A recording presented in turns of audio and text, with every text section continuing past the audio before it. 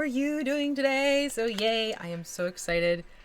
So super excited for this. I had the pleasure of having this fantastic guy as one of my players at D&D Castle. His name's Scott. And before the castle started, Scott actually asked me if I would paint a couple of his minis ahead of time. And I did. And he loved how they came out, and he actually asked if I would do some more for him, to which I agreed to before we were even out of the castle. And so he has sent me a few of the things he wants me to paint up. And the first thing I pulled out of the box was the Collector's Series Curse of Strahd, Strahd von Zorovich and Nightmare. So I thought, you know what, we're getting to the Halloween season. How cool if we start working on the Strahd mini, and then he also gets a chance to see what's going on. So I'm going to be working on this particular mini probably for the next few weeks because it comes in 3 different elements. But I'm excited to get going with this. And hello to everyone in the chat. I am loving that. What was it? I think it was 11:30 this morning. I got the chat pulled open, and there were already some people hanging out in there, which was very nice to see. So good morning to all of you, or good afternoon, good evening for those of you over across the pond. Thank you so much for joining me today. So let me just show you sort of what goes into this whole conglomeration of this miniature. So you have Strahd, the mini itself, which this comes in 3 pieces. So you have Strahd himself, who you can see right here. And basically, I like that it's like this so I can paint and then put together in this case. So this is the Strahd mini, and I'm still kind of working on him a little bit. I realize that his sword is still kind of going wonky on me, so I don't want to paint it quite yet. I want to see if I can get that to straighten out just a little bit. This is one of those things, the packaging that he came in, the one spur was a little bit too low, and it seems to have pulled it down a little bit. So I want to see if I can get the muscle memory on the plastic to ease up again and go back to straight, but that involves some boiling hot water and some ice cold water. So I am going to hold off on painting Strahd himself, but he is going to be painted, not to worry. But I thought, oh yes, this is the one where if you follow me on Twitter, or I think I even put it up on Facebook, he's the one with the unfortunate placement of a post. When I pulled him out, there was a post that was literally right there. You can actually see the point of it. Yeah, that was fun to open up and see. So I still want to work on that sword. It started dripping again on me like a little bit before I was getting ready to stream. So I'm thinking, let's try one more time, see if the boiling hot water might do the trick. So what I'm going to do is I'm going to work on his horse, Nightmare. Now, Nightmare, you can see on the packaging, they gave it some flame effects, which I am all for, but I'm not nuts about how these flame effects work. It almost looks a little too cartoonish for my brain. And I did talk to Scott about this. He said I can kind of give it my spin on things, which, as you all know, I love to do. So what I'm going to do is, I don't know if any of you have caught it, but I have done a Hellcat tutorial using some Magic the Gathering miniatures. And I took one of their miniatures and turned it into this. And what I want to try and do is capture more of this flame effect on what's going on with Nightmare, as opposed to this solid black body and then like a couple areas of the hooves and the mane are fiery. I thought it'd be cooler to have it look like he's pretty much flame itself and breaking through. So I'm going to try and take this Hellcat approach to Nightmare and get more of this effect as opposed to what's going on here. I just feel it'd be a better look overall, and it kind of give it an interesting final result instead of what we have on the box. So this is my point of something I've already done. This is my point of inspiration for Nightmare, which means we're going to be doing something a little bit different in terms of getting a base color on and everything like that. I do need to prime him, and maybe get the white primer out for that one. I'm going to do a little bit of a blending of the primer with the base coat, just to sort of take out a middle step, because I don't want to load this up too much, because there's some great details. I don't want them to get chocked full of paint, because I'm going to be layering some different colors on it. But this is Nightmare standing independently. I am going to have to hold it by hand because I've been trying to stick him onto something to stay put, and he keeps capsizing on me with a very delicate leg, so I don't want to risk him popping off and breaking. So this is what we're going to work on today instead of Strahd, because again, poor Strahd, his sword needs a little help.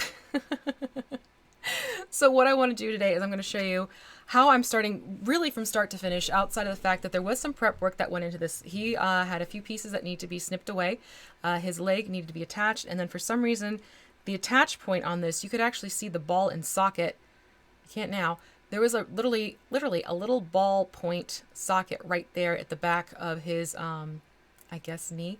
But it was showing through drastically. So what I ended up doing was taking some super glue, just some straight up super glue, not the gel kind or anything like that, So I took super glue, I put it into where the gapping was happening with the joint and everything, and you could see the socket and everything happening. So I took that with the super glue, let it seep in, and then I took baking soda and took a little bit and sprinkled it over.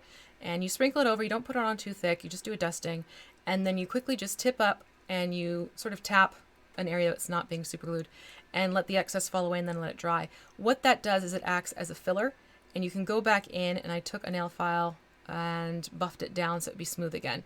So that's a little trick you can do for when you have kind of finicky seams or openings in your miniatures that you want to sort of correct without having to jump right over into getting to the green stuff and then smoothing it out and making sure your lines are blending and so on and so on and so forth.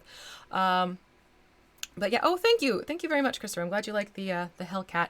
Like I said, after having done these and seeing this guy and what the packaging had going on, I was like, I can tweak this a little bit. So hopefully we can get him from this to something like this. I think that'll be a lot more effective, especially considering this is Strahd's horse. Let's make this something that's, you know, very whoo and cool. And Nightmare definitely is very cool. Upper Ghost, I agree. And then what process do I use for straightening pieces? Like I said, it's the boiling water. I put in the boiling water, quickly pull it out with a set of tongs, not my fingers. Yes, that needs to be said.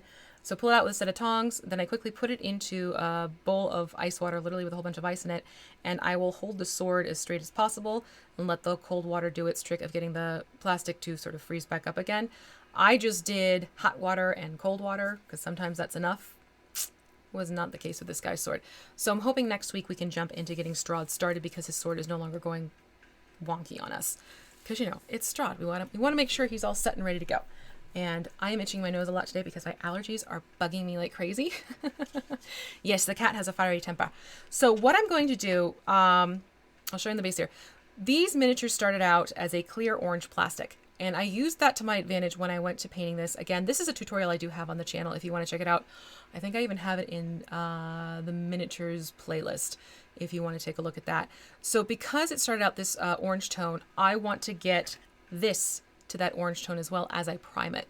So I'm going to go in with the Vallejo Game Color line of hot orange, because it's actually pretty darn close to what the orange had been. This is darker because it's got the black base coat on top of it. So I'm going to use this, and I'm actually going to mix it in with the Vallejo white and see if we can get that to be more of the color I need and want it to be.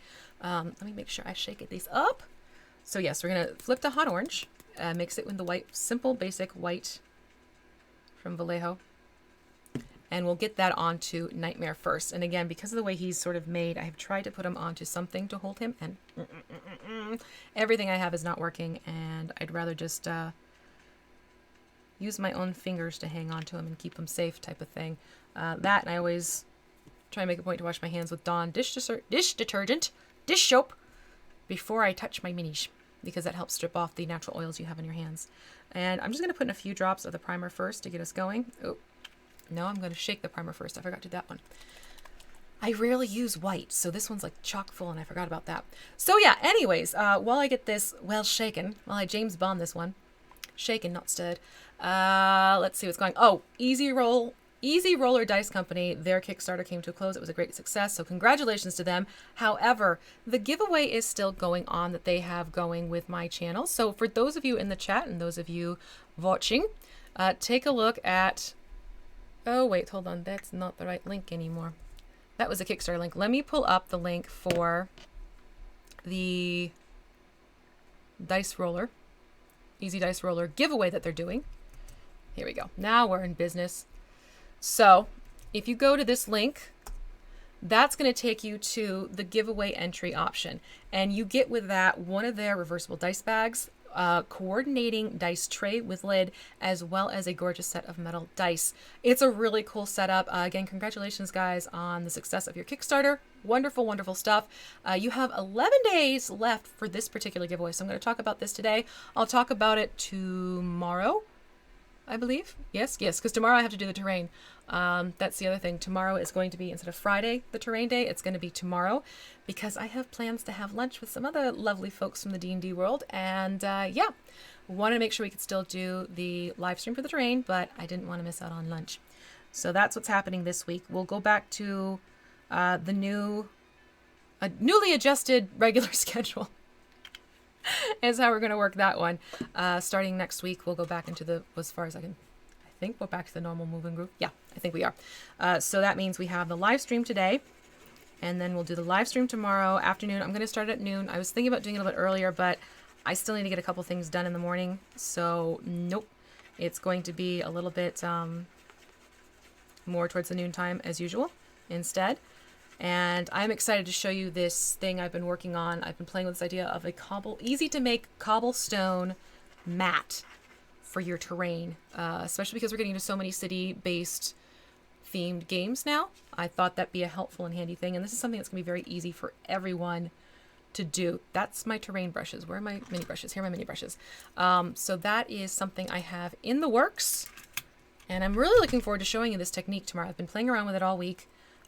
Just to make sure I like how it's going. The only thing I haven't done yet is started the painting part yet, but the assembly is coming together as I'd hoped.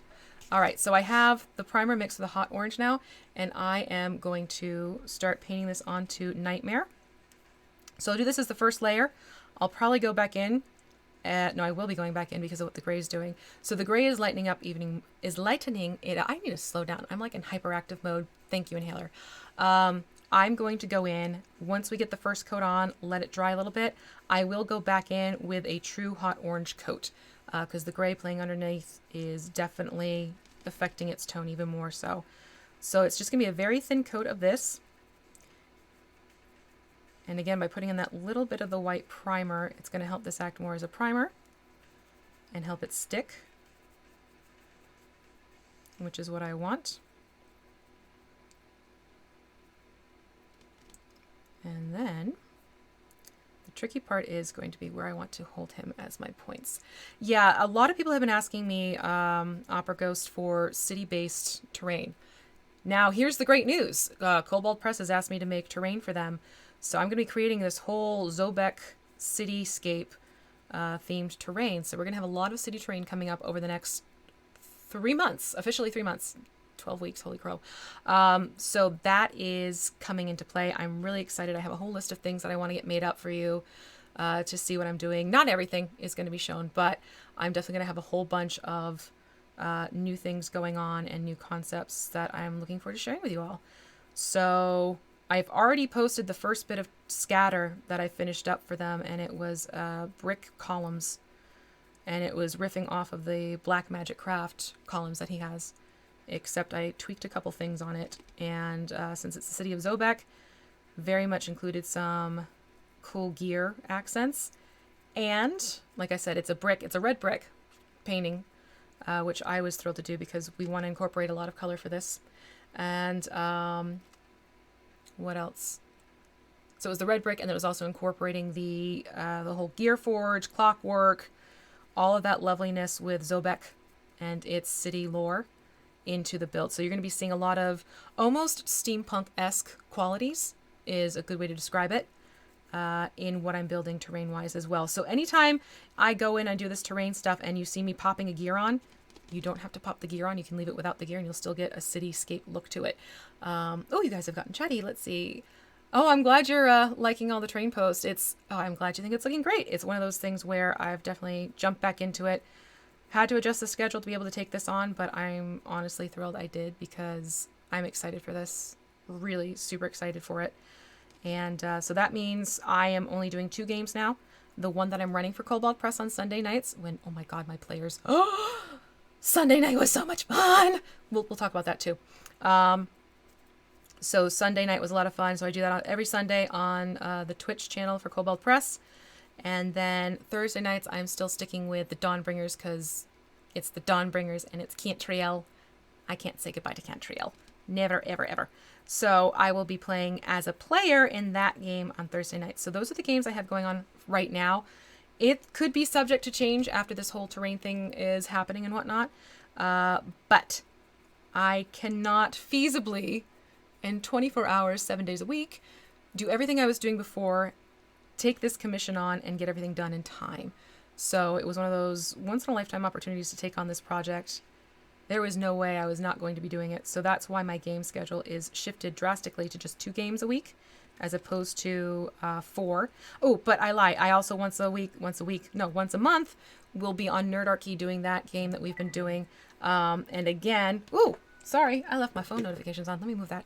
And again, that's once a month. So we are playing this Friday, Nerdarchy, 8 p.m. Nerdarchy on YouTube. And I think, is it the finale? Is it sort of the wrap up? I think it's the wrap up episode, if I'm not mistaken. So come and join us. It should be a lot of fun. That's where I get to play Talia, my little rogue druid, who has no patience. She says it like she is. So, yeah, that'll be a fun thing to do this Friday evening. Man, Friday's going to be busy. I'm glad I'm doing this stream tomorrow because I would not be able to get there. Now, the tail has a lot of lovely nitty-gritty details to it. The fun part is getting the paint in there. So I'm actually kind of going with my brush and gently stabbing. How do you like those directions? Gently stab. Oh, buonasera, Achille. Good to see you. You need to start building some stuff for Frostgrave. Yeah, definitely take a look at some of the stuff I'll have going on here. I think some stuff will translate well for you.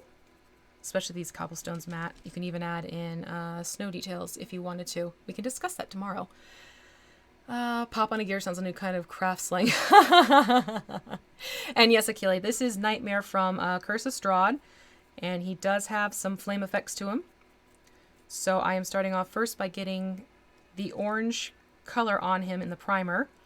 Because I'm working it to look more like this Hellcat miniature I painted. This is my point of inspiration for the horse, is what I'm doing. Oh, thank you. I'm glad you like there's going to be so many more cogs put to use, let me tell you. It's not even... I actually realized I ordered a whole bunch, and I was going through everything, and I was organizing the cogs based on size and all that loveliness. And then I realized that I was going to need more cogs based upon everything else that I'm building. So I went back onto Amazon, ordered more of the cogs I needed. And I think I should be good now. But there is, like I said, sort of for point of reference, there's a very steampunk feel to Zobek because you have Gearforged and Clockwork and all that wonderful stuff. And if you have no idea what I'm talking about, then you need to get over to Cobalt Press and you need to get their world book because that is where a lot of this is coming from, as well as the Streets of Zobek and the Zobek Gazetteer. All wonderful, very cool, interesting supplements to kind of jazz up your D&D based games. And then there's me in the Margrave Forest for the game that I'm running for them. So I'm getting forest and city all jumbled up in here. But honestly, I'm not complaining. It's a lot of fun to be able to do all that. All right, we're almost there. So basically the whole point here is I want to get that orange undertone going because that's what sort of helps to give this eerie glow that you see with a Hellcat. That orange is really the kicker, which is why I want to be sure I can get that incorporated. So let me just quickly, almost there with him. Almost there, Nightmare. So Nightmare is my focus today. Strahd will hopefully be my focus next week, and I'll take it from there. Will I add more flames with hot glue? No, because this is a commission piece. This is not something I'm going to be fiddling around with too much. I want to keep it true to the miniature itself. I'm not going to augment, kit bash, or anything like that. Because this is a collector's item. I am painting it up. That's it. I'm not going to play. And it's fun to add in the spell elements with hot glue. I have done that with other miniatures. Where is she? She's out of reach. I can't reach her. But a lot of my going off the cuff and embellishing goes out the window, especially when it comes to these collector item type things. So let's let him dry, and I'm going to show the box again for those who have just jumped in. So this is going for this miniature. It's a collector series, The Curse of Strahd Bonewhite on Nightmare. We're working on Nightmare. We're working on Nightmare today. Oh, hi, Maharishi. How are you? Good to see you here. So that, John, is why I am not going in and adding in more flames. I am leaving him as hot and fiery as he is at this point. I don't want to do anything further beyond adding paint that could somehow affect my customer's collection factor. So that's just something to keep in mind. And he also has sent me two other miniatures are in the process of, one's getting the process of getting to me. The other one is here.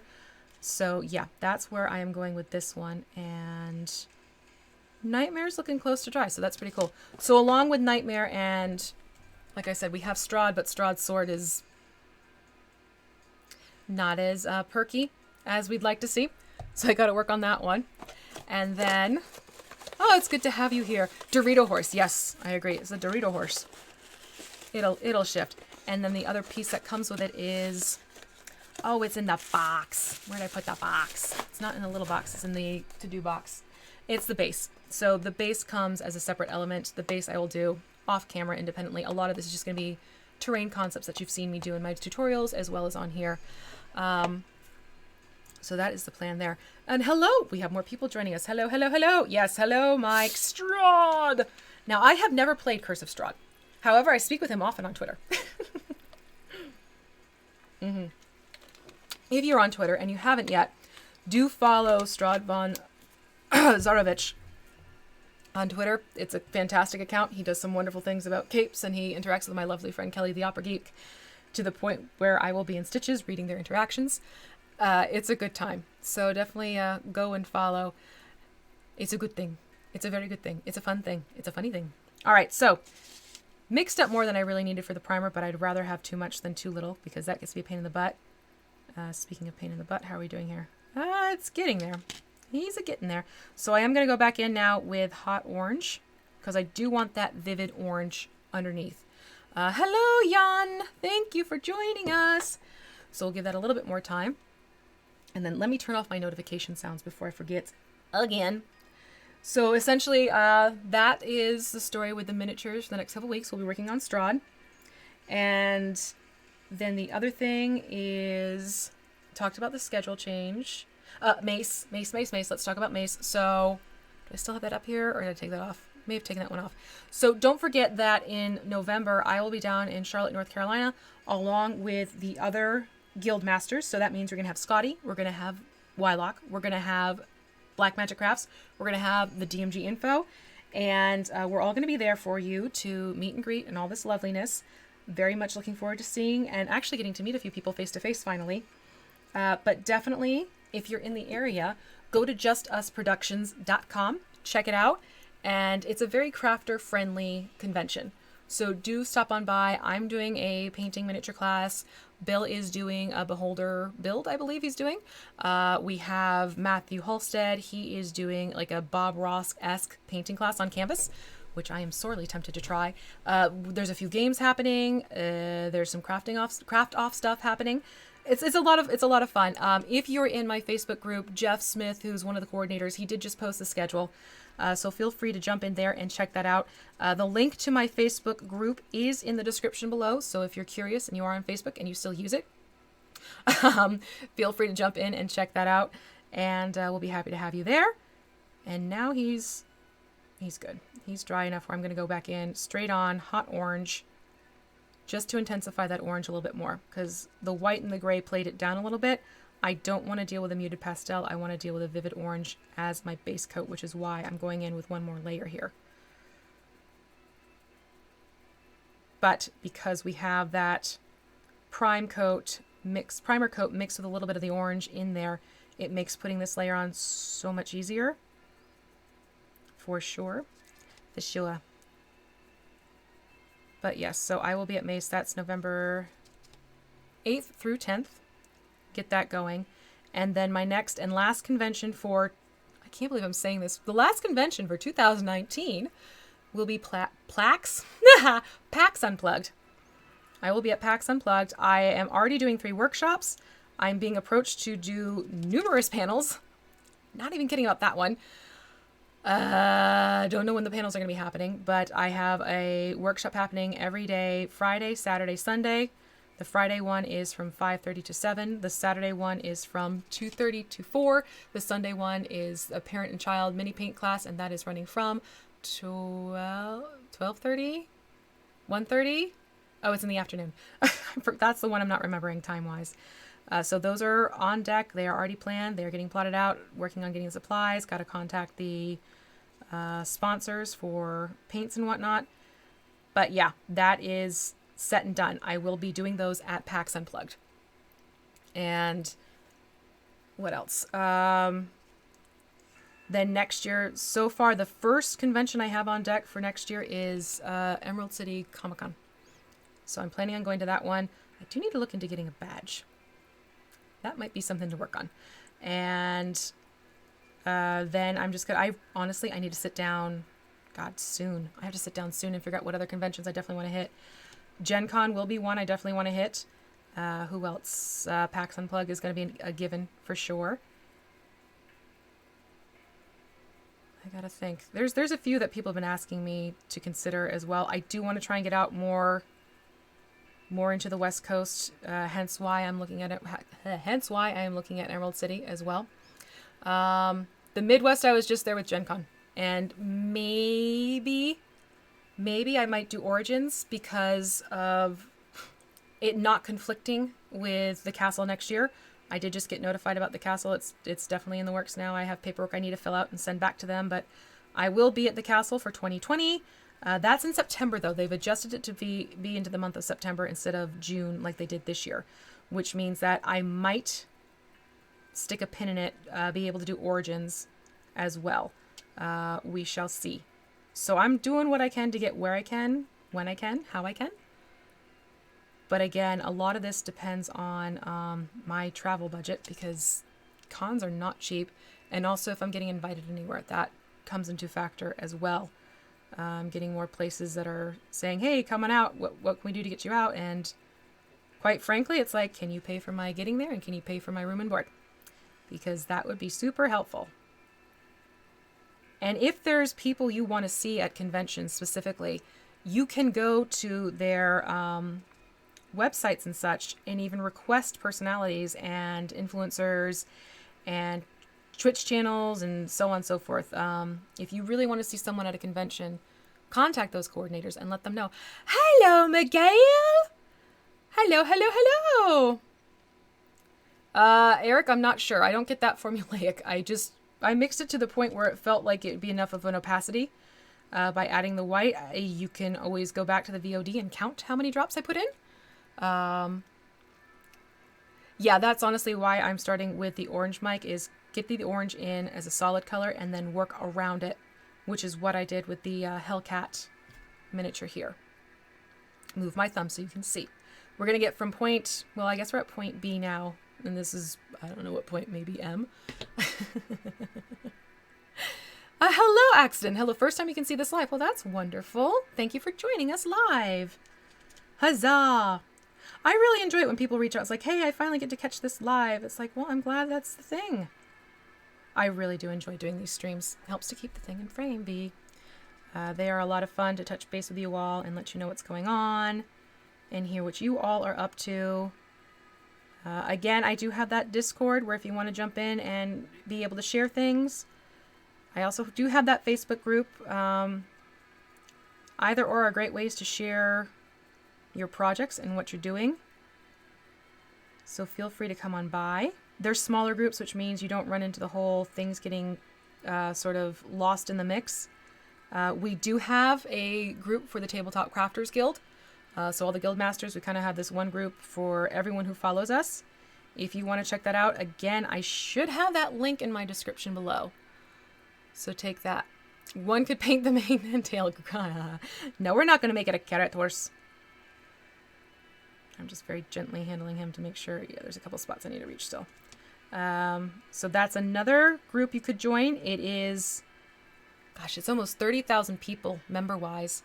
So I will forewarn you, those posts, they zip by quickly. And yes, we do have some pretty formulaic rules to sort of help keep down on the fluff that can sometimes make it so people can't see or follow up with posts. That's something we're trying to avoid here. So if you decide to join that group, just do be sure you read the rules and understand the rules are there so that everyone can benefit from what's being posted. We're not getting a whole bunch of memes and blah, da, da, da, da, da, da. Thank you, Yun, for sharing that. Yun just put in the Discord. If you want to join the Discord group, we have the general chatter and all that wonderfulness.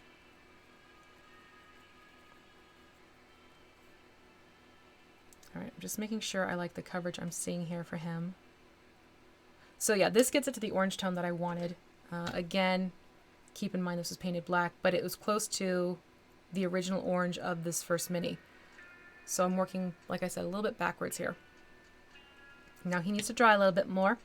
Let me, while that's happening, I'm going to pull up the link for the Facebook group. Since Jan just helped out with the lovely Discord, let me get to my Facebook, and that way everyone, we're putting the cart. Well, the cart was last week with Sandwich. And Sandwich, oh my gosh, people really got a kick out of him. He came out so cute. I'm so pleased with him.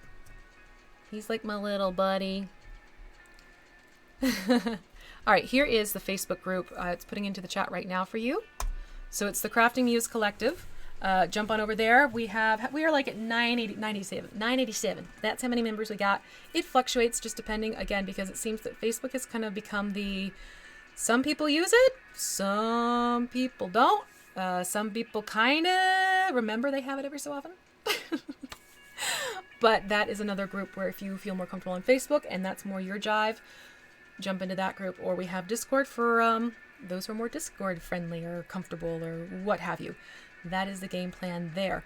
So now I need to minimize a window so I can actually see what I'm doing here. That make it more like an Oompa Loompa horse. Oompa Loompa doopity doo. Could you imagine? That'd be pretty funny for Strahd. So yes, now this is a nice, and as it's drying, it's getting that more intense orange, which I wanted. Huzzah! All right, very cool. That makes me very happy. So the way this worked, I'll explain back on this guy. The way this worked is he started out orange, and then I went in and I did a coat of black on the body and let that dry. What I did is I left the orange area where the flames were open so that the original orange base was working its way through. That clear orange plastic was there.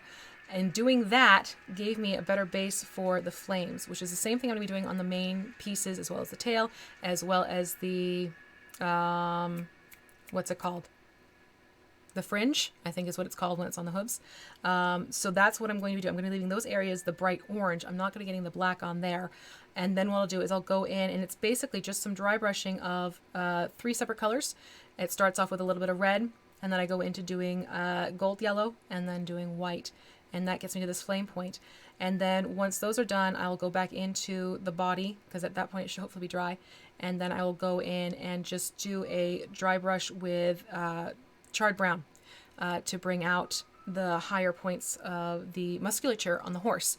When everything is dry, set, ready to go, I then go in and as a wash, this is how you get the glowing effect, which is why I really liked it. You go in with a wash of the Cassandora yellow. So that's sort of what gives it this glowing, fiery quality as well. It really amps up that look. So that's really the process here to get Nightmare going. So what I'm going to do is, let me just make sure, are we getting dry enough here? His body is still a little tacky, so I don't want to jump the gun and start pulling things apart, because that can happen. If your paint is still wet, you can pull the paint up, and you don't want to do that. You really don't want to have that happen. Let me take a quick sip of water. There we go. Oh, thank you, Mike. I really do stress with all of my groups. Everyone's trying, everyone's learning, everyone wants a starting point. Some people get very intimidated to jump into groups that have far more experienced people participating. So I'm all about just jump in there, share with us what you're doing. If you need help, we are more than happy to guide you. Just let us know that you want help. Otherwise, just post, and people are very encouraging. People are very supportive. It's sort of, I like to run my groups as I like to run my classroom when I was a teacher, where you support everyone. You make sure people walk away feeling that they have done something good. You provide criticism when asked. You do not provide if not sought out. Because sometimes people post not for the sake of, hey, tell me what I need to do because here's the first thing I've ever done. It's more like, hey, this is the first thing I've ever done. Do you think I have the chops for it to keep going with it? And sometimes people just need to hear, oh, wow, that's a great start. You're doing a wonderful job. Can't wait to see what else you're going to do. Keep at it. Sometimes those words of encouragement go a very long way beyond the, that's good, but. Because the second you throw that but in there, everything else kind of gets lost in the wash. All right. How are we doing here, Nightmare? Don't drink the paint water. No. Never, ever, ever, ever, ever. Oh, yeah, don't clear coat when the paint isn't dry enough. Yeah. Hello, crackles. Snap, crackle, pop, start over. All right. that's feeling a wee bit better. So I'm going to get some black out and get that going. Ta-da! Just now, as you know, I have the Vallejo black, but it's more like a wash for some reason, the one that I received.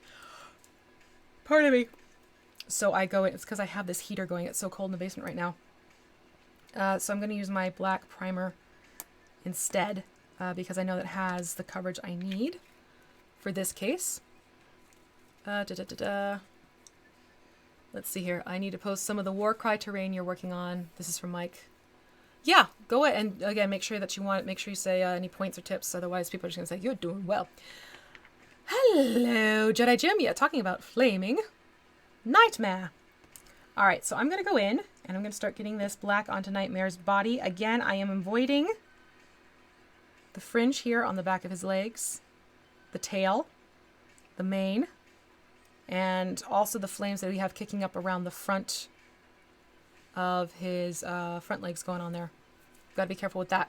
So I'm going to start off with, do I want to use this brush? That's a very good question of myself. No, I do not want to use this brush. I'm going to go in and I'm actually going to jump into, don't you dare.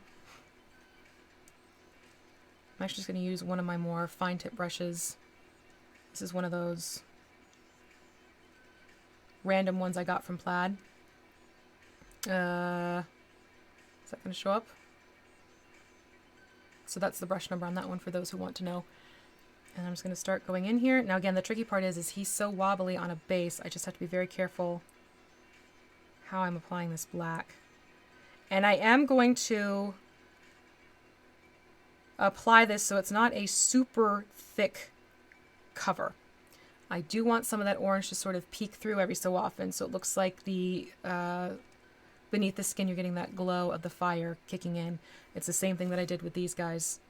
You see there's just elements every so often. You see that little bit of the orange, sort of a cut through. So keep that in mind if you're going to be painting this mini and want to recreate this look. You're not looking for it to get into every single full thick nook and cranny painting it on. You do want some of that pulling itself through a little bit, as you can see there. And you saw me do this with the Bone Devil when I did his base for the lava. It's a little trick I do whenever there's sort of a fire element combined into it. So I'm going to take this smaller brush, and because I want to try and work gently and carefully around certain areas, I'm going to use that to work in between here in the front legs and not get too on top of the area where the flame has kicked in. And then what I'm going to do is I'm going to switch to a wider brush for the main portions of the body. But right now I want a little bit more control as to where I am putting the black. Yeah, I don't know what it is about the particular bottle, Mike. I have tried. Everyone's like, well, shake it more. That sucker has been so shaken it should be like a frothy milkshake at this point and nice and thick. And nope. It is definitely still watery thin. So if anything, I tend to tap into that when I'm doing glazes. So I'll just pull that guy out and that becomes my black glaze instead. I just know it's not going to give me coverage like I need to. Hello, Jolene. How are you? Good to see you. I got so excited I almost dropped a brush. Thanks for joining us today. So does anyone have any fun plans for their Halloween terrain or campaigns or anything like that? Because I'm a fan of the Halloween. I always love hearing it. Early Magic Gathering card, Nightmare, one of your favorite pieces of playing card art. Oh, that's good to know, Jim. Very cool. Yeah, there's a lot of nooks and crannies going on up here. And again, I want to be careful of not getting too much into the knee area where there's flames that have been created. It's a really awesome sculpt, for sure. It's just being a little bit more slow and steady mode with getting this paint on it. And it's a heck of a lot easier to add more than it is to take away. Something to always keep in mind whenever you're doing paint. Oh, geez. Nail polish shaker for 30 minutes? See, maybe it was just like a bad batch they had going. I don't know what happened with those, but I've honestly given up on that as a actual paint. It's more of a glaze. Simple as that. I have just jumped over to using my jet black from apple barrel instead, because I'll get better coverage with it. The hooves, I think I might have some fun and make them a metallic. Oh, I know what I'm doing for the hooves. I'm going to use that brush black from Plaid, from their folk art line. I know exactly what I'm doing for the hooves now. All right, let me move on to the back legs, because again, I don't want to go too far into where these flame effects are going to start, which is why I'm using the more fine tip brush on this. Halloween build of Gundam dressed up as a ghost while holding a trick-or-treat. There you go. There's a fun idea for you. What about like costumes and stuff? Is anyone getting dressed up for Halloween? I am. I've been invited to a costume party. The whole family has, really. I'm going to go as Morticia. Adams, if we need to clear that one up. The dress I had for D&D in a Castle for the Barovian Ball. Which, how appropriate! It's totally a Morticia Adams dress, so I am excited to be able to wear that again. It's a super comfortable dress, too. I just have to get a hold of a long black hair wig, since I've decided to cut my hair shorter and I'm not dyeing it that dark indigo blue anymore. So, yeah, I gotta get over to the spirit store in town and buy myself a wig. That's the plan for my costume. I don't know if my husband's going to be Gomez. I have no idea if he wants to even be Gomez or even go. We'll see what happens. But you better believe I am going as Morticia. I may even like buy myself a dozen red roses just so I can sit there and like snip the heads off every so often.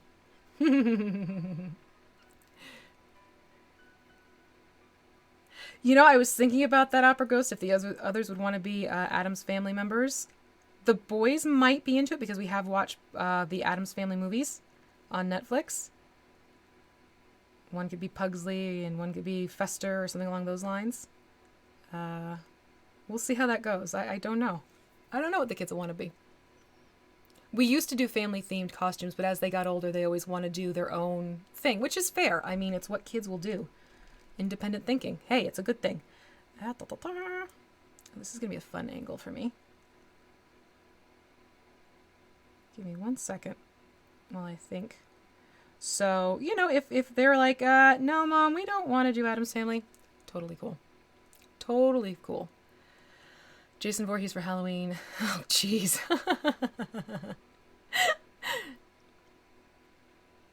There you go. I always enjoy hearing what you guys are up to. That's pretty cool. Oh, you know, I don't think my music loop's happening anymore with this program. Oh, wait, no, it's happening. It's just, it's the spooky, scary, you probably can't hear it, but it's sort of like the footsteps section of this piece. You can hear someone walking in the hallway. Speaking of footsteps, that was a fun thing to start incorporating on Sunday because I have an NPC who is an Alcide from Tales of the Old Margrave. And they are a race that's sort of like a centaur, but not really. Think more body of an elf on top, with the bottom being deer-like instead of, you know, human and horse, like a centaur.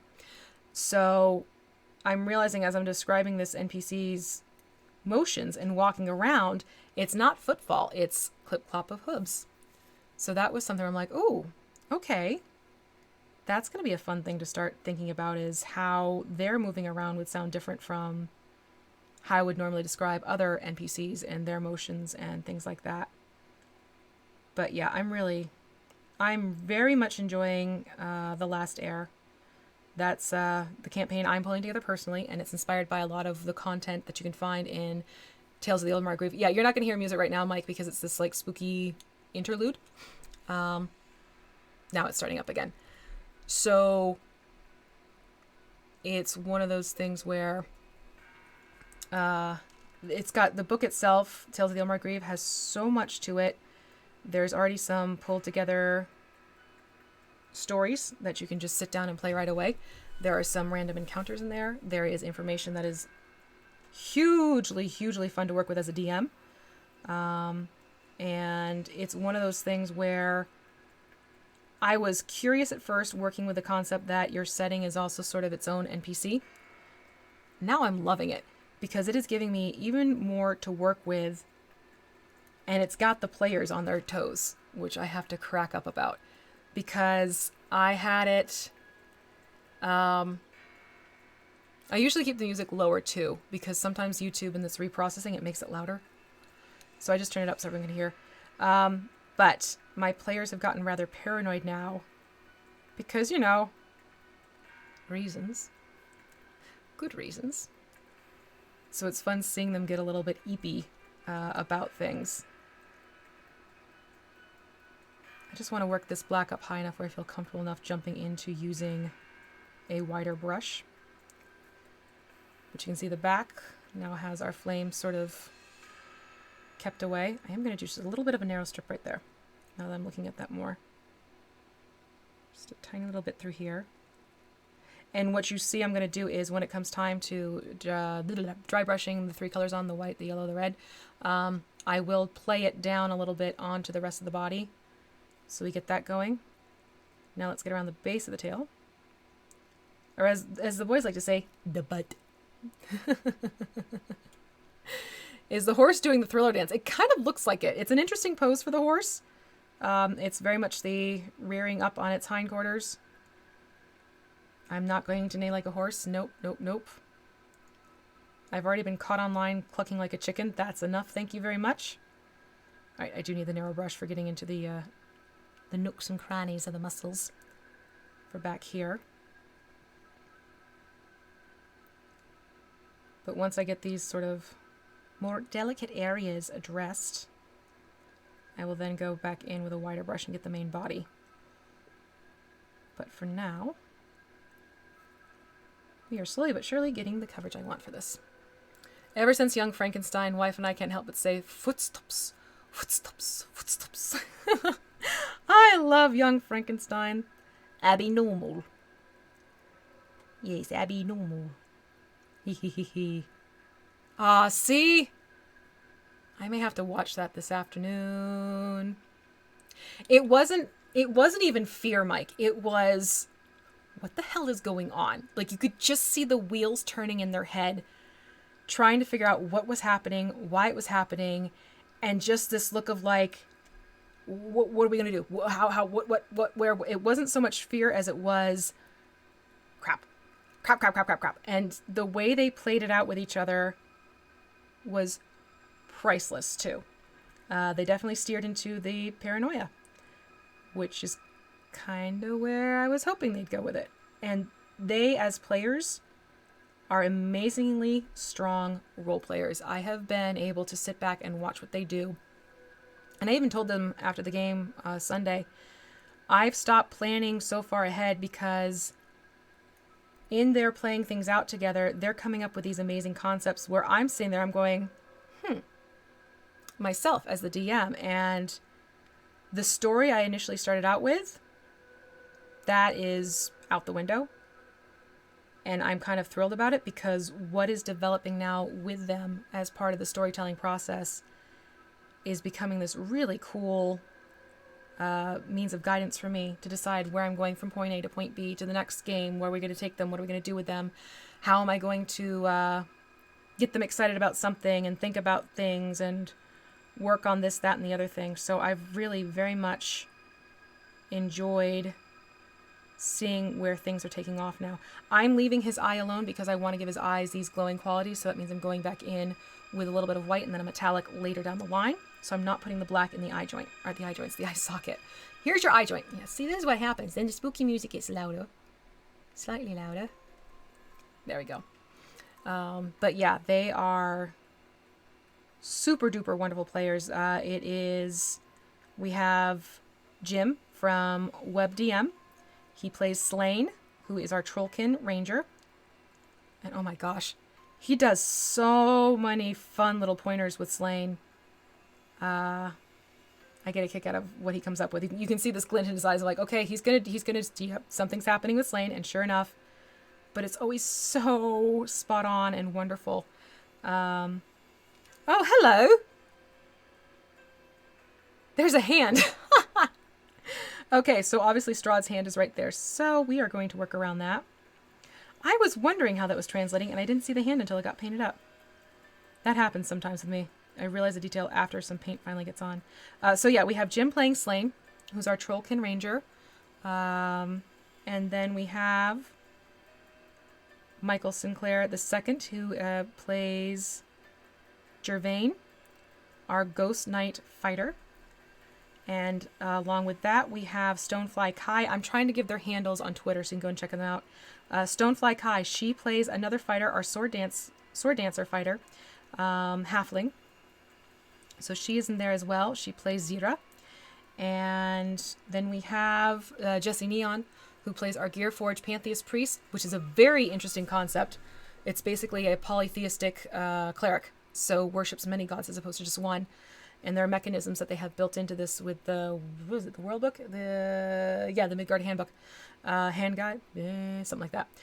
Midgard Player's Guide. And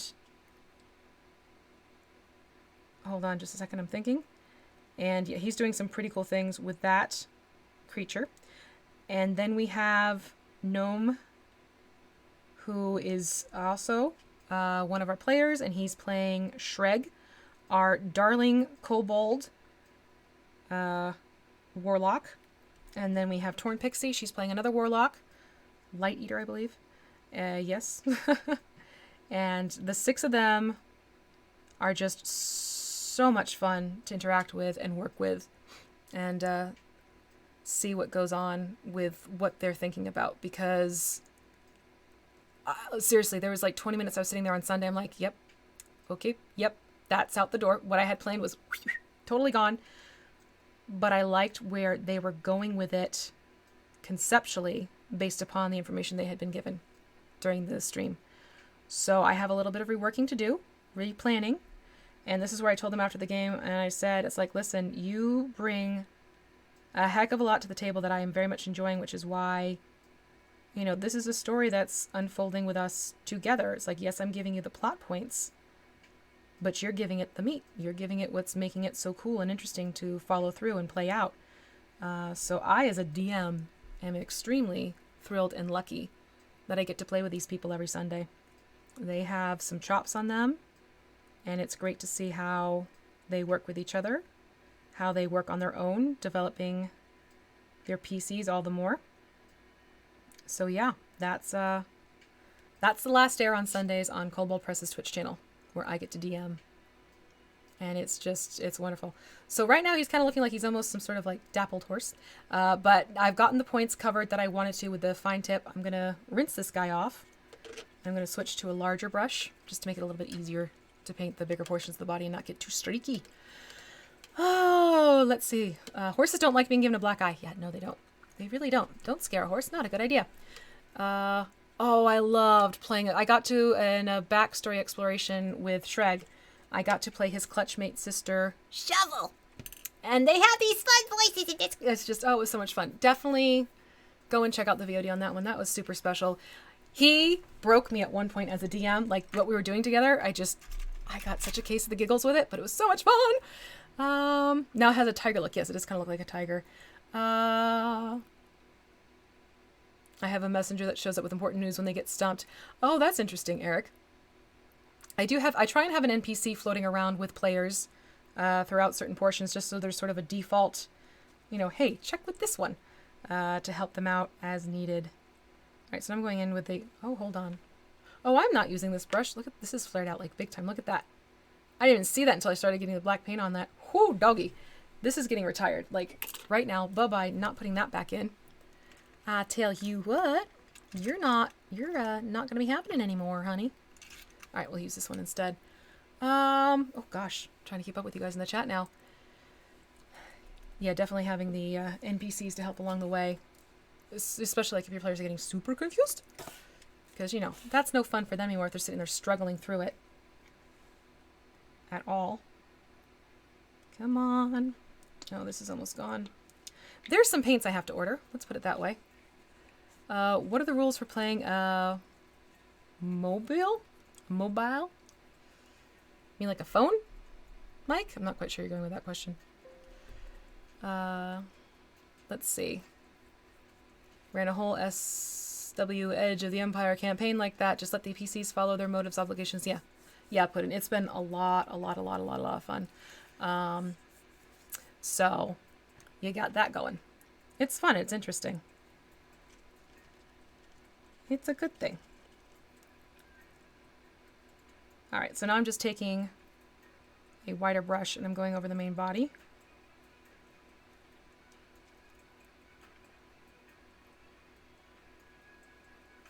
Just make a little bit of faster work with that.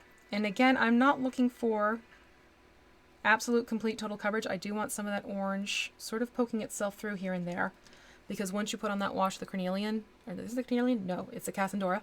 Carnelian is the name of the clan that hopefully we'll get to meet on Sunday.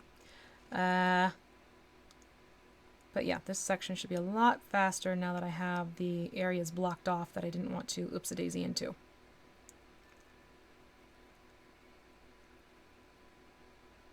Work smarter, right? Just be very careful here, making sure I'm not marring too much. Let's see here. Kobold. Mobile D&D. Oh, I haven't played mobile D&D. Like on your mobile? I haven't done that. Nope. The main. Kobolds and Volos, maybe. Honestly, I use kobolds from Kobold Press's stuff. That's my go-to for a kobold. Go figure. A clue! Seriously, I'm a huge fan of what Kobold puts out there. Kobold Press. Ever since I got their first book, I have been hooked on their supplements and their guides and so on and so forth. Good stuff. Totally biased, I will admit. I am a happy kobold. All right, Miguel, thank you for jumping in. Nice to see you. Oh, now I'm following why we have mobile, and okay. So don't you love it when your phone is just sort of possessed and does its own thing? Mine has been so bad lately. I'm getting mad at it. It's doing things I don't want it to do without my permission. There are times I send something like, where did that autocorrect come from and why? It's like, what made you think that was where I wanted to go with this statement here, phone? Carefully get back here. I probably could have gone back in with a smaller brush in this zone. I didn't think of that. Oh well. Still managed to catch it. We're good. We're good, people.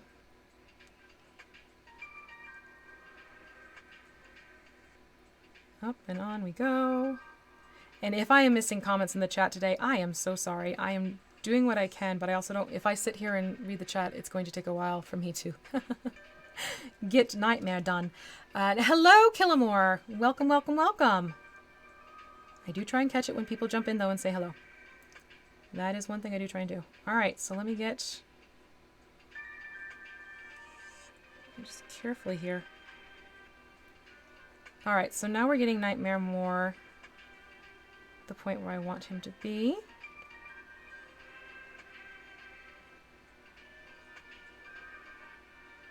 I'm just doing, for some reason, rotating it around, even on camera, sometimes helps me see things of that which might have been missed.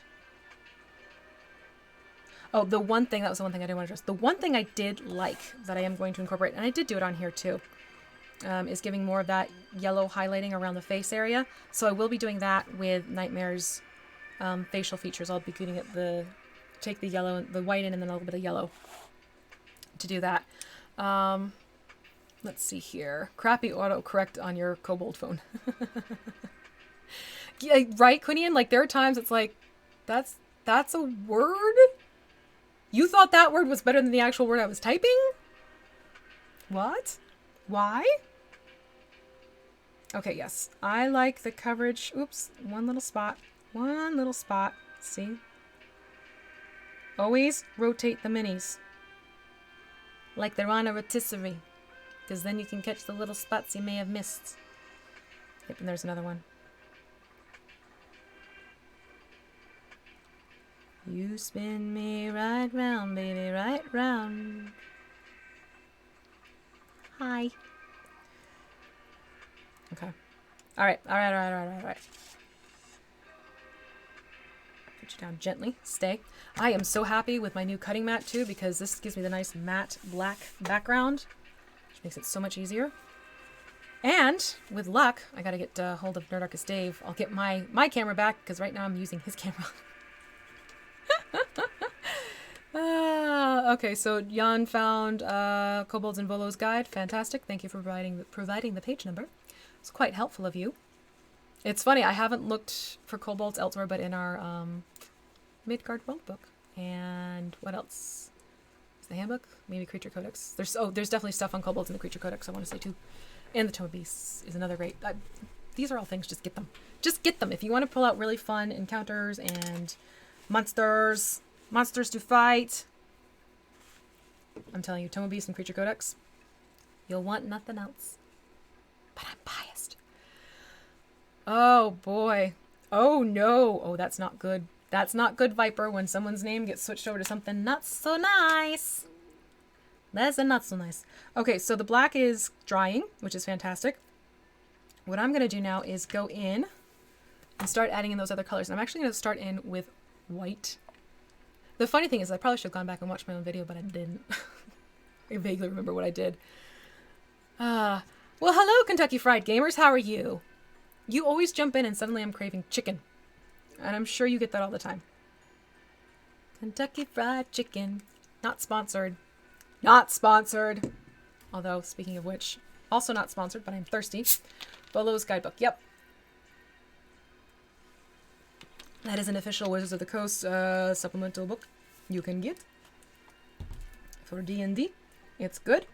It actually has a lot of fun stuff in it. All right, I'm going to go back in now. I'm going back in now, and I'm going to use my chisel tip, starting with white. Is it straight up white that I grabbed? No, dead white. I grabbed the dead white.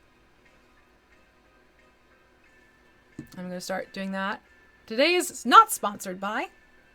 Isn't that fun? Not sponsored. I'm going to make sure I just blot this off a little bit. Ooh, and actually, this is not... That is a good thing about when you go in for white. You can find sometimes... Is it going to show up? I don't know. Not all the orange was pulled out of this brush. Where's my brush cleaner? Let's be sure. I don't want to turn this into peach. Volo's Guide to Monsters. You should be able to find it on Amazon. Amazon Italia should have it. Achille. Don't ask me how I know that.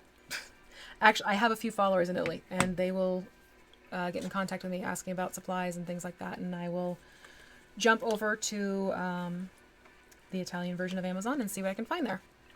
Because every so often, I will be able to find it. Sometimes it won't carry through or cross over, but every so often they will have the same thing as what's offered in the States.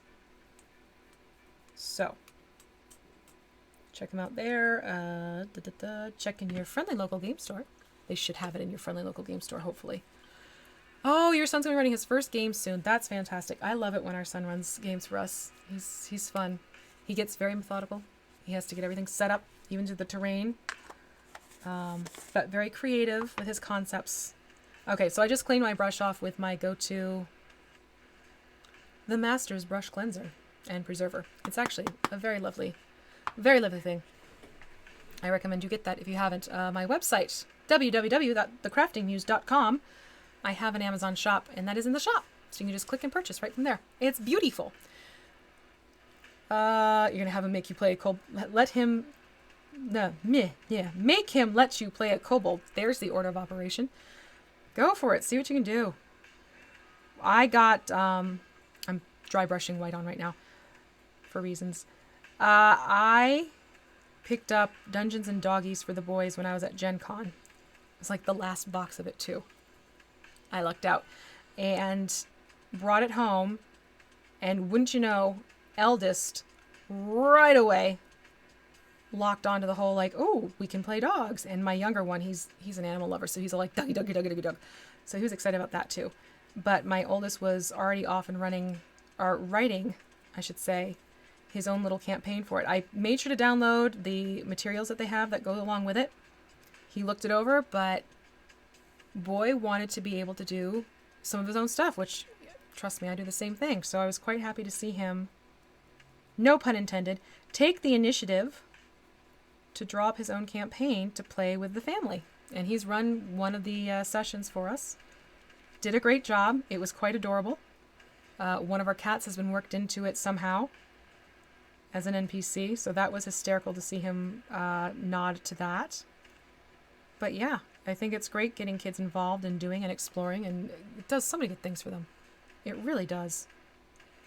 Builds confidence, helps them with critical thinking, teamwork, mathematics. Who'da thunk? The mathing.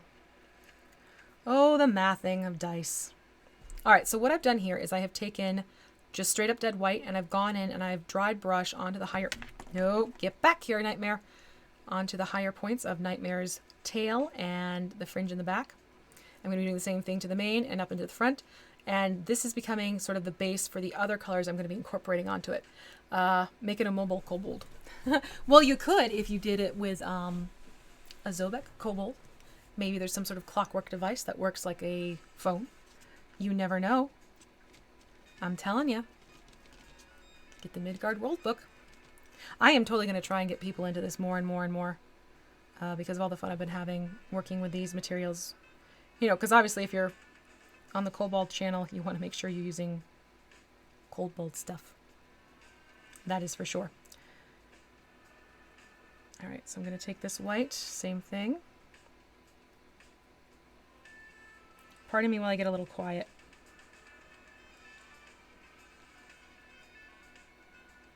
So I am going to focus this on the mane, but I am going to do a little bit on the face now because of wanting to go in and give the face more of that yellowish glow. Like so. So right now it looks very stark because we have it up against the black. That will get shifted as soon as I get a little bit of yellow dry brush onto this, and the Cassandora wash goes onto it as well. It blends all of it together, and oh my gosh, my allergies. I want to rip my nose off. Tra-la-la. Still trying to get these points. And there's this other area of the mane I need to get. The main attraction. And I am going to just get the hand a little bit more whited out than the other areas of the mane. That's so funny. Well, I did that with a mini from WizKids. It was a magic effect. I didn't realize there were skulls in the magic effect until I started painting it. I'm like, oh, okay, that's wicked cool. Okay, so you can see what's happening here with the alarm. Dip back in because I want to get to those front knees. Math with good PR. I've heard of teachers getting some students into math or D&D. Absolutely, Viper. D&D is starting to make its way into classrooms, which I think is fantastic with clubs and stuff like that. I am all for it. I love hearing about it. I love that people are taking this approach with students. So often these kids are oftentimes so scheduled out the wazoo, they don't have time to just sort of pause and lose themselves in make-believe anymore.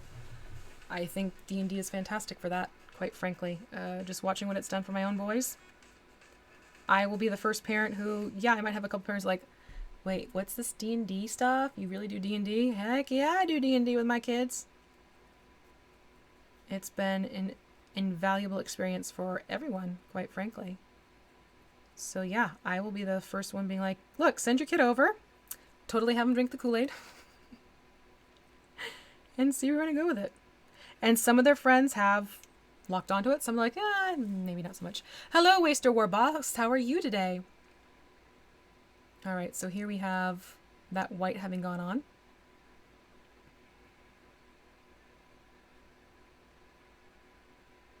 I'm thinking. I'm actually going to carry this through a little bit on the body now. Now that I'm looking at how this black is drying, I am taking a very lightly loaded brush. And I'm going to take this the whole way through.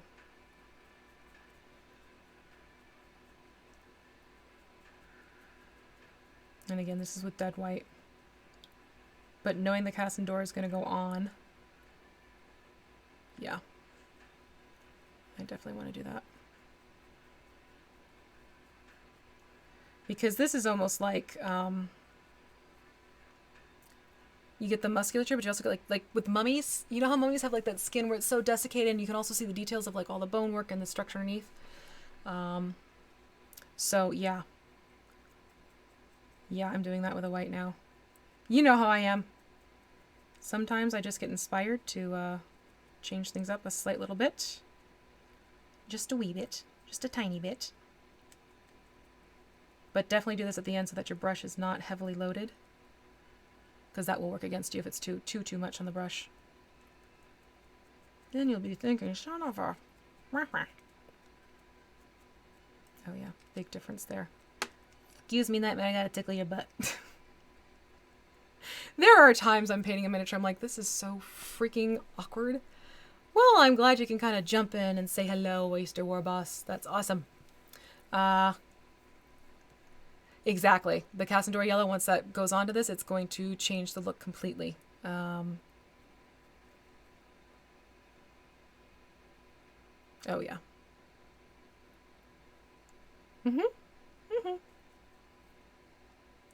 Not looking to make him gray, but I am looking to pop out the features slightly more. I am going to go a little bit more intense. Since I've done this on the body, I'm going to go back to the face and just heighten what's happening around the face just a little bit more, because I do want that showing more than the other areas of the body. Oh yeah, this is going to do what I needed to do. I may even skip Charred Brown on this go around. Oh, I'm skipping Charred Brown. I'm going to go right to the wash and see what that does. I can always put the Charred Brown on after the fact, but right now...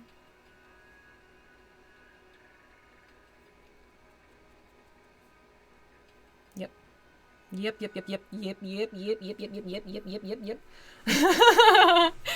Of course I get quoted, I have to tickle your butt. Why not? Alright, so here we go with the white. I have a little bit I want to get in there.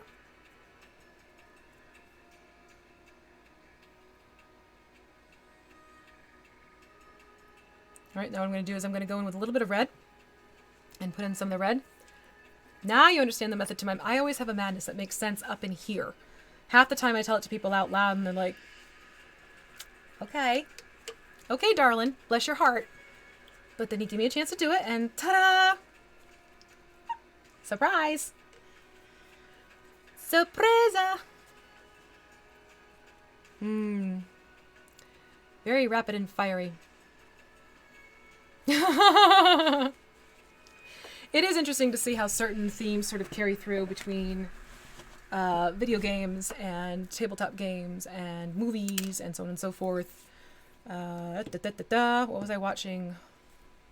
World of Darkness about Vampire the Masquerade. I didn't even realize that a couple of the shows that I loved to watch back in the 90s had very much tapped into Vampire the Masquerade, to the point where it's interesting how much. Now the horse also has a fiery temper. Yep, Nightmare's getting feisty. Okay, so I've just gotten into... wow, did my brain just double whammy me? Gory red, I was looking at the visceral. I was like, visceral red? Where'd visceral red come from? Thank you very much, Michael. So going into gory red. Again, I don't want it too loaded up on the brush. I do want some. And what I'm going to do is just sort of sporadically dust the red onto different areas. I'm not going to go for it getting everywhere. It's funny how the camera makes it pop more than what it is actually doing in real life, but okay. Because I'm also going to go around and randomly work the yellow in too, so we get the combining colors of fire. And you can always look at like a bonfire or something like that as a point of reference. Absolutely. You may find that helps you out. But what I'm trying to avoid is this color blocking. That drives me nuts, quite frankly, when it comes to fire. Just not what I like to see. So that's why I'm doing it this way. So it gets more of a, I guess, a natural-esque look to it. A true fiery look to it. Again, just some slight little touches of the red here and there. The red is not the main color I want popping out. It's the oranges and the yellows I want to really start taking over. Which is why I'm being a lot lighter-handed, lot more light-handed. There's the sentence I want. Sentence structure, it's a thing. But that kind of gives you a sense between from the main to the tail. You can start seeing where I'm going with this one. The trick with this is you're also going to want to make sure you do allow this to dry slightly before jumping into other colors, because then your colors are going to bleed too much into one another. And that's where a problem can crop up. And you don't want that to happen.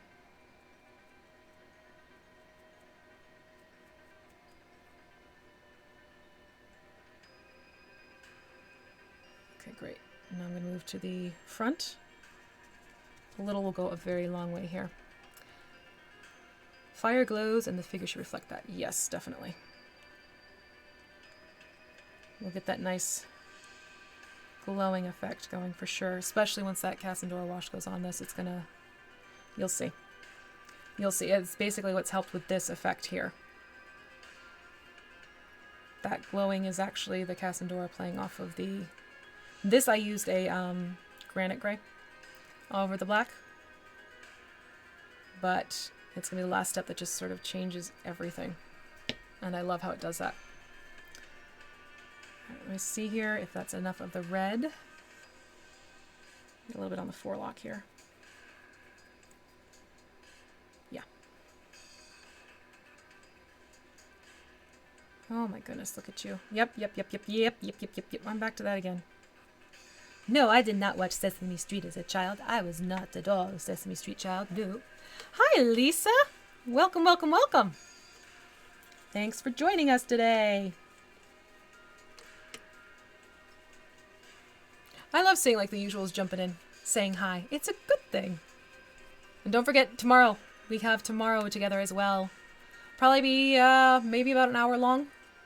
Since I had the game at night and I still need to get some terrain building. That's the other thing. I have to make sure I'm building terrain every single day now. So I'll probably run it for only about an hour, but the technique itself shouldn't take too terribly long. I want to show you the assembly factor of how this comes together, and then if I have time, the painting. But the painting is almost secondary to this concept. I will show you how it looks painted, but I agree, Mike. That's one of those washes that people don't even realize is there, and they need to have that in their collection because of how awesome it is. It really is a good color. All right, now I'm jumping over to gold yellow. We're going to add that into the flame effects too, for Nightmare. For our darling boy, Nightmare. Again, you don't have to go too much on your palette. Just a couple drops is really all you're going to need. Hello, Tom. Good afternoon to you. Good to see ya. Good to see ya. Where'd my paper towel? I need my paper towel to blot. Blot, blot, blot. All right, come on. All right, quick little check on my own hand. Yeah, we're good. So now I'm going to go in with the yellow.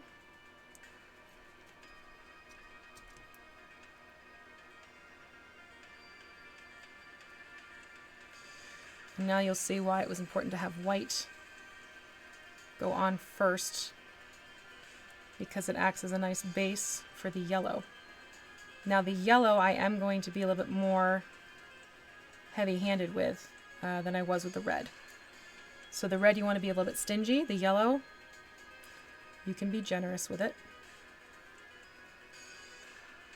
Especially this yellow, it tends to be a thinner yellow. It isn't one that goes to full opacity with its first layer. So that helps. And then what I do is I do one last round of white, so that we do have the white playing up a little bit more than just as a base color for the other two. Don't die. One of my cats is having a hairball off screen. My apologies if you start picking that one up. Oh, that's a really cool idea, Oyster Warboss, about your campaign that you mentioned there. Rehabilitation. Very cool. Very, very cool.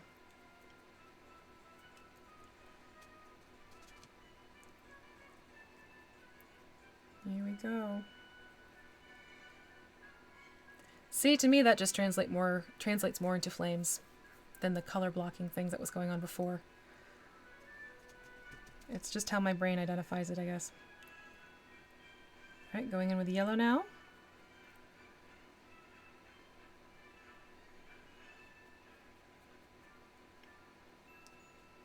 Now I'm going to let this dry pretty significantly before I go back in with any white.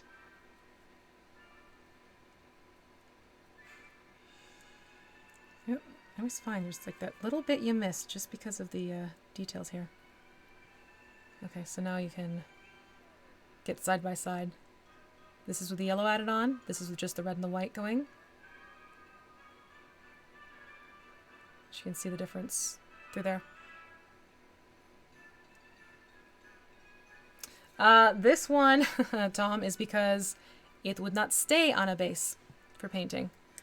But yeah, I do tend to hold my miniatures more often than not.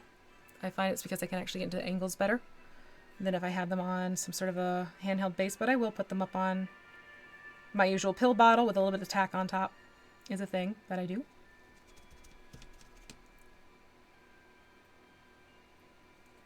I like to get more up close and personal. Oop, sorry camera. And I am letting the yellow play a little bit here now on the body. You'll see why in a minute. That's something I'm going to go back and do a little bit more of. Thank you very much, Mike. Ooh, the intense music kicked in. Trying to avoid the hand that I know I'm going to go back in and give it that dead flesh color. Because, you know, Strahd's hand. Still laughing about that. Oh, that's a hand. That would be the hand. Right there. Oh, it was a hand, was it? Well then. And I am going to go back in the ears. Whoops, the ears. I am going to go back in and I'll just give it like a quick little touch of the black.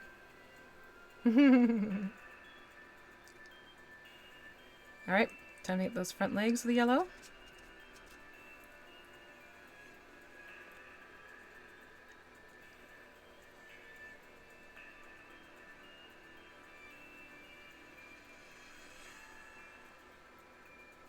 The hooves are going to get that brushed black metallic. I think that'll be a little bit more intriguing of a color combination. Okay, so I've gotten the flame work going.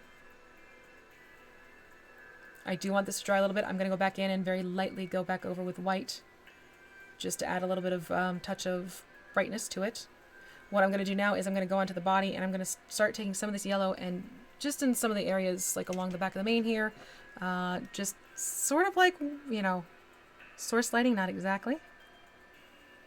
And I did say how with the horse's face, I want to put more of that yellow into it. So that's going to be the first area I'm going to put a little bit more yellow on.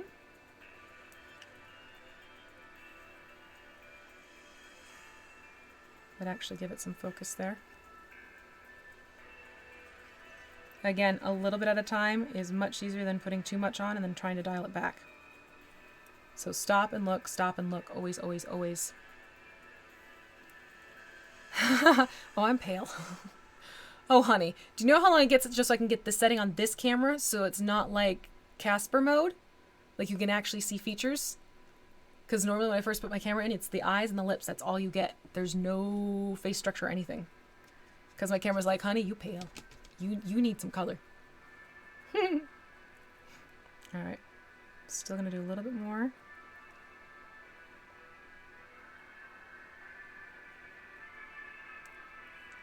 There we go. Happy with that. And I'm going to dance a little bit. Not too drastic, but enough so it's around where the mane is sort of showing off. See what I'm talking about right there? The Cassandor will take over the rest with where I put that white highlighting before. Alright, I gotta do the same thing back here.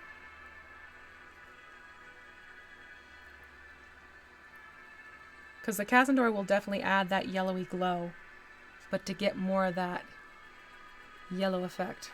Oh, honey.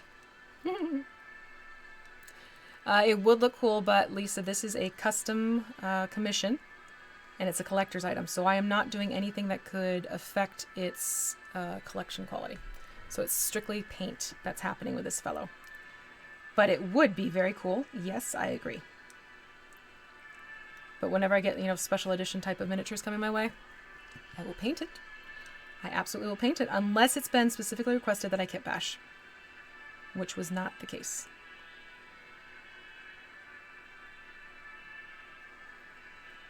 I'm gonna tickle the butt again. I get a little bit of that yellow going on here.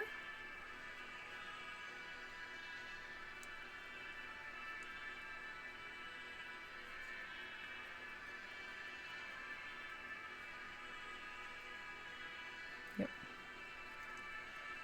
Almost there. Same thing with the front legs.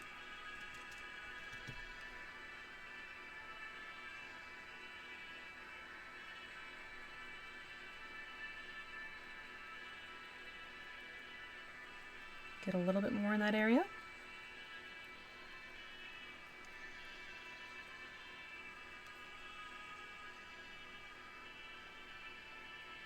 There we go. Willing enslavement of a unicorn, the end result, which is death. Ooh, interesting. All right, so I put a little bit more of the yellow in those areas I want to have that more of a glow once the Casandora goes on. Let me put this down for a second. I really need to make sure my brush is clean now, so I'm going to pull out my Master's brush cleaner. Not sponsored, but you can purchase it off my website. Purchase off the website, go for it. Let's see. This is why I need to make sure it is a clean brush, because if I went in to try and do this now with white, no. Nope, I would not be getting a true white. So we're going to let Nightmare just dry a little bit while I clean this off. But you can see we are getting closer to the approximation of what was going on here. Really what's missing is, this is missing the white. The white comes into play and then the Casandora goes on top and hello, everything just changes up big time. So I am going to work on getting him done today. I think we can reach that point. We might go a little bit longer beyond, oh yeah, because it's already 1:27, so we'll see. Hoping in the next 20 minutes we can wrap him up. If not, it may just be I'm going to give him some final touches off screen, like painting the hooves, the brush black. It's painting the hooves brush black. We don't need to see that on screen, but just know that's what I'm going to be doing with it. And then same thing for the eyes. I'll be giving them a... Do we want to go red for the eyes? The box has red. I do have a really cool metallic red I could use. I might do that. I might do like glowing red eyes as well. And again, I can do that off screen. It's more the, I want you to get the way this gets pulled together, the hide and hair, if you will. All right, I need to jump over to, back to the white.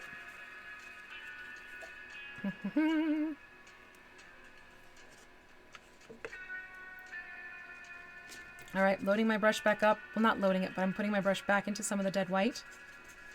Again, I don't want this huge, massive coverage going on here. You can see that? So I'm pulling a lot of it off on my hand until it's like a whisper. How's that, Bob Ross, for you?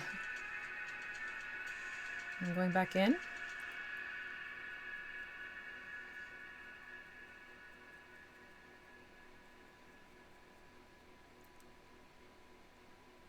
And then remember that all of this that's now a bright white is going to get muted into a glowing yellow.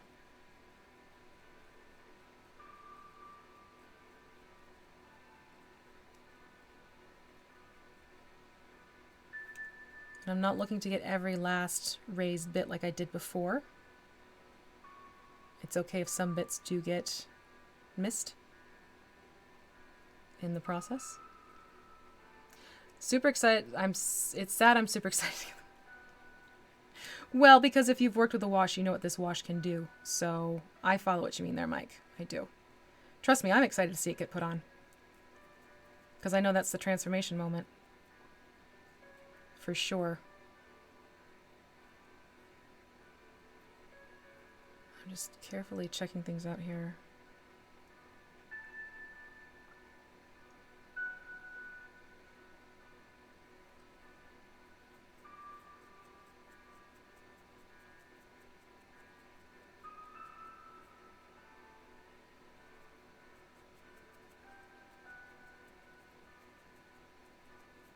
I just fell into the zen, sorry. I just realized I got totally quiet on you guys. You know if I do that, I'm pulled into the painting. I am absolutely just engrossed in painting. It's like, ooh, the color. Ooh, the zen. It's always nice to hit that point, though, when you're doing some painting. Everything just sort of falls away, and it's just you with the color and the brush. I will take that any day. Actually, let me just do a little bit more. Just a little bit more in a couple areas.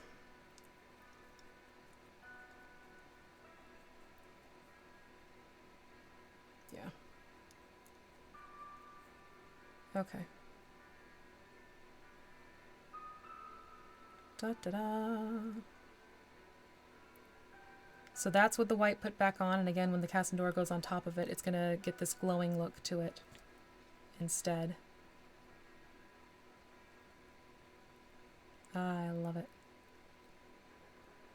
So it's going to look more like this as opposed to the stark white showing up. Da-da-da-da! Hopefully our holy warriors... Oh, I missed something in the conversation. Totally missed something there. Okay, I do want this to dry a little bit before I put the wash on, otherwise it's going to muddy.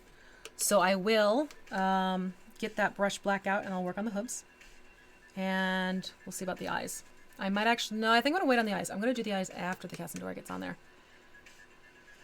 Silence means concentrating when painting. Absolutely it does. Yes, yes, yes. Let me grab the...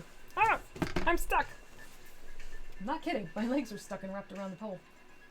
Wait, that... Where is the brush black? That's brush dark gray. I want brush black. Oh, were you it? Found you! I found you. Hello. So this is my brush black. It's a metallic that is from Folk Art that Plaid sent me, and I love it. It's a really good black for metals and glowy stuff. So I'm going to take a little bit of this. I literally just used this yesterday, so I don't really need to shake the bottle. Tuck you over here, so I'm going to put you in there as a note. I do want a different brush. Hold on. I'm looking for... I'm going to go for one of my fine tip with a shorter brush length on it so I have more control. And we're going to get that onto the hooves. The hooves of Nightmare.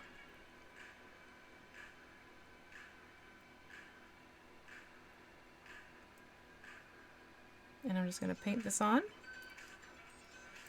And the cool thing is that the orange is peeking through a little bit. So the whole glowing effect is going to carry through, which is lovely. I mean, I guess I could have gone and done gold, but that's not really where my mind's eye went with this one. Well, this might take more than one coat now that I'm looking at it with the way the orange is poking through a little bit more than I anticipated. We'll see. We'll see how it dries up. But that is with one hoof with the brush black. Still rather nightmare quality. It's a beautiful color, Mike. I am a huge fan of this particular tone. It really is a nice color. And you can play with its undertones. Like obviously you can see it's sort of the orange is poking through a little bit here. But you can give it more of a blue black, you can give it more of the purple black, red black, simply by putting the color you want to sort of toy around with underneath. And it shows through, which is kind of awesome. You get some depth and variety as a result. Which, hello, big fan.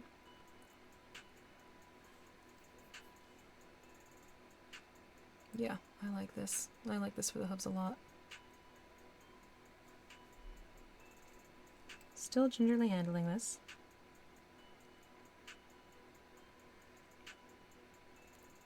Should be a little bit more careful here because this is very tucked into itself. So I probably will be getting quiet at this point because I'm concentrating big time.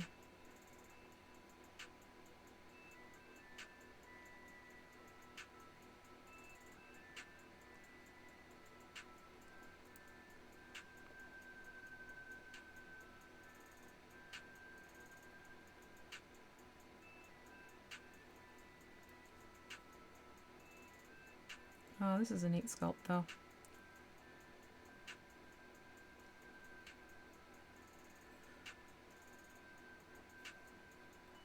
No, wait a minute. Alright, hold on a second here. Just a minute.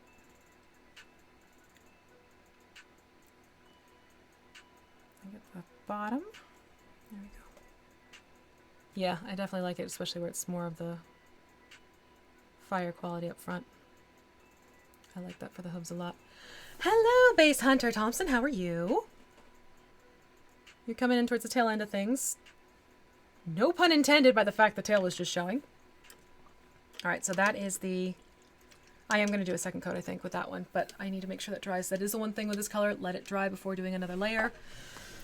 Otherwise, you're just pulling everything up. No point. What was the point? Really? What were you trying to do? I'd love to know, darling. Oh, that was... My brush is just going very loud underneath the mic. My apologies. Let me pull out the Cassandora. The hooves. The hooves. The hooves are on fire.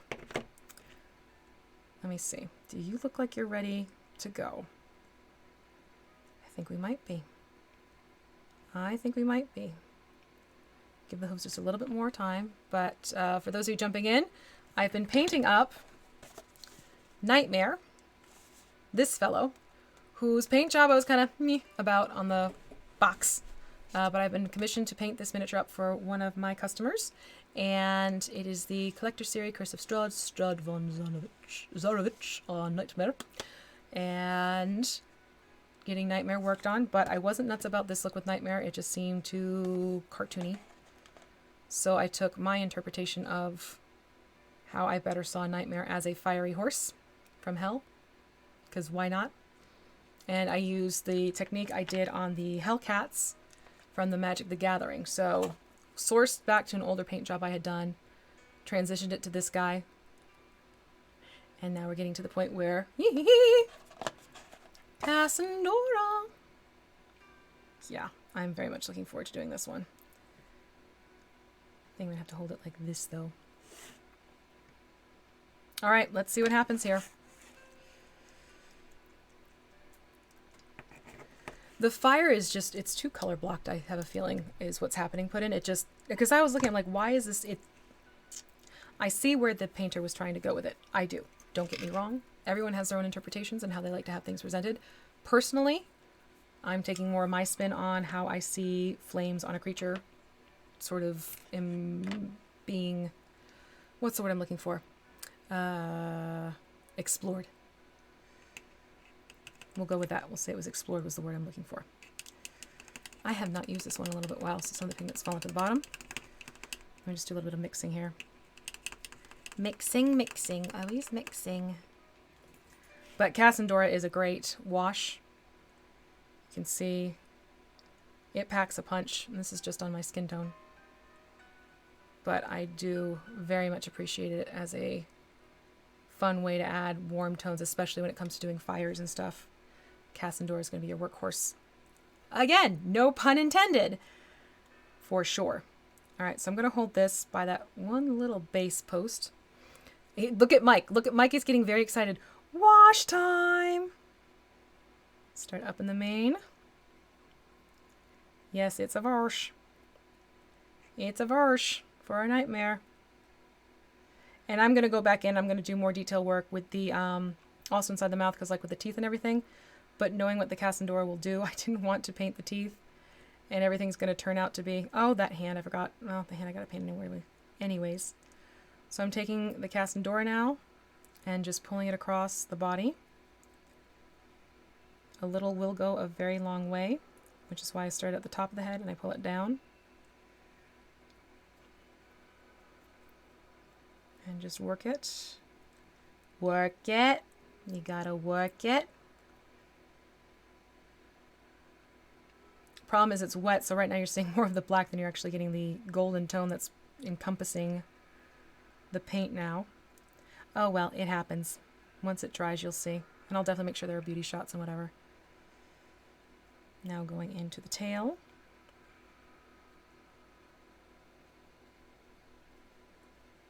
but this really does have a great transformative quality to it.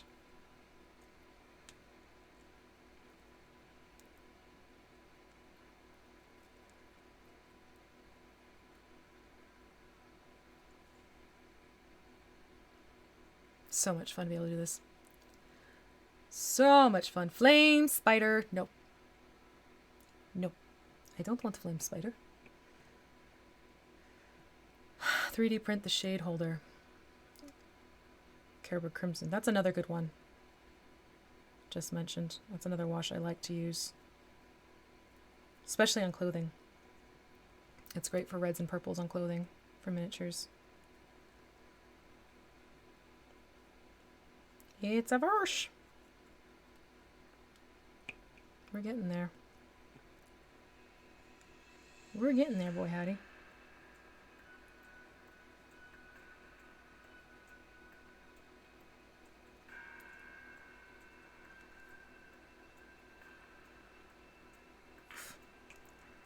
It's getting, my thumb is cramping up on me. No one leaves Barovia ever.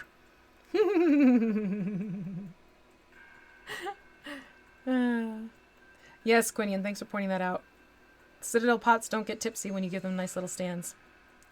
This guy has been a lifesaver. Guess how many pots I've tipped since having those? That the many. That the many. It really makes a difference. You can get it on Thingiverse. Just type in Citadel wash pot stand and that should pull it up for you. Okay, so he is now, as I roll him over one more time. Oops, almost. Almost. He's now completely covered with the Cassandora wash. And I need that to dry. Please don't spoil it. Put that to the side. Put that away.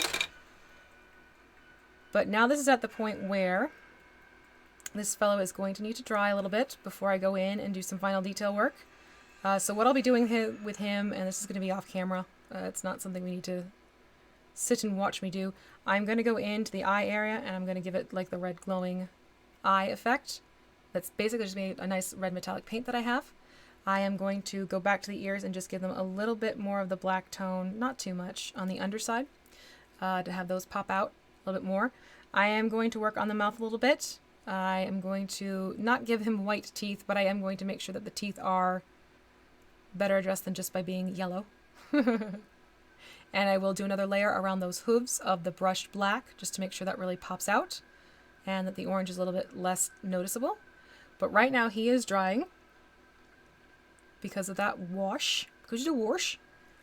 But you can see we now have, yeah, it's the best way to set this up. Here we go. So you can see that Nightmare is very much falling back into the look that I had going for the Hellcats. And again, if you want a quick tutorial on how to do this look, go over to that video I have. Should be in the miniatures playlist. And you can recreate this look very easily. You just have to make sure you add that adjustment by putting in a white primer with the hot orange mixed together to get going for your base color, and then work your way up from there. And that should help you capture words. They're a good thing. Help you capture and recreate, that's the word I wanted, this particular look. And right now he looks extremely glossy. He will get less glossy as he dries, but these two are very close to one another in actuality. I'll even take a picture of them side by side so you can see. But yeah. Thank you very much, Base Hunter. So yeah, this is Nightmare. This is how Nightmare is getting completed up.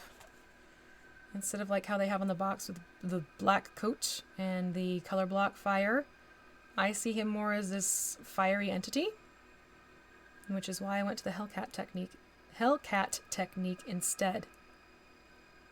Trying to get a good angle for you so you guys can see. So yeah, that's how I'm interpreting him. Now that's a horse of a matching color. I love Cassandora. It's a fantastic wash. Citadel, get a hold of it. You won't be disappointed. It has come in so handy for things like fire details on braziers, you know, my fire elementals and torchlight and spell effects. It's fantastic for spell effects too. So yeah, this is Nightmare almost done, except for those couple points I talked about. So thank you so much, everyone, for hanging out with me and sticking around for as long as you did. We went a little bit over the hour and a half mark. We're an hour and 45 minutes in. That's okay. It was wonderful. So I'm going to work on Strahd's sword. Hopefully Strahd will be ready to perform for us on next Wednesday, where I will see you same time, same place, same Strahd collection of miniatures, but Strahd himself. It's just a different date. So I hope you all have a wonderful week, what's left of it. And don't forget, tomorrow I'm going to be doing the terrain build stream instead of Friday, because, you know, I have plans on Friday. It's a happening. I have a life. Woo! Yay! But take care, everyone. I look forward to seeing you all tomorrow, those who can join. And for those who can't, just catch us on the VOD. Take care until then, everyone. Bye-bye.